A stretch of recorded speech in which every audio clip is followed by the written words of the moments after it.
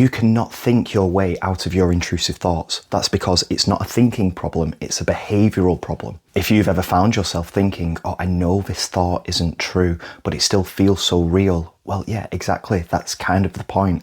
Anxiety distorts your view and your perception of things, and it turns thoughts into something that feel very real, urgent, important, and scary. Your logical brain might know that these thoughts are irrational, but the anxious brain isn't listening. Because in that moment when you're triggered, it is redistributing resources and it's prioritizing threat.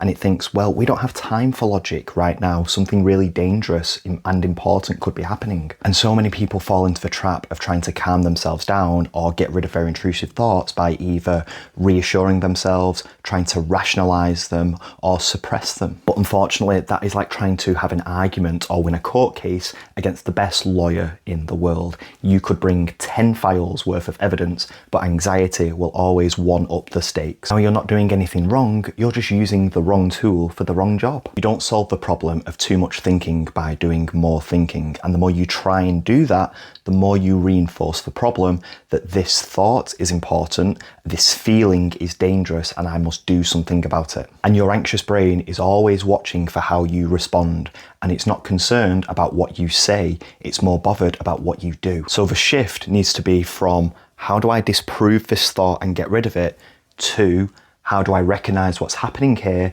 and then leave it alone. You don't need to try and argue with every intrusive thought, and you don't need to try and make it go away. What you need to do is show it through your behavior that this isn't important and that you can still carry on and move forward with the thought still there, even when it doesn't feel safe to do so. You need to start building up an awareness and recognize when you have been pulled into a loop, and then gently encouraging yourself to step out of it. Focus on catching and redirecting your attention, even when it feels reckless and wrong to do so. And even with the thought still being there, after you've done that. It might not feel good or safe to do that right now, and it doesn't have to. It gets easier with time. Start with changing your behavior, and then the emotional side will follow. And that's how your brain learns something new, not through a debate, but through behavior. And that's something that you can practice compassionately, gently, and one thought and one response at a time.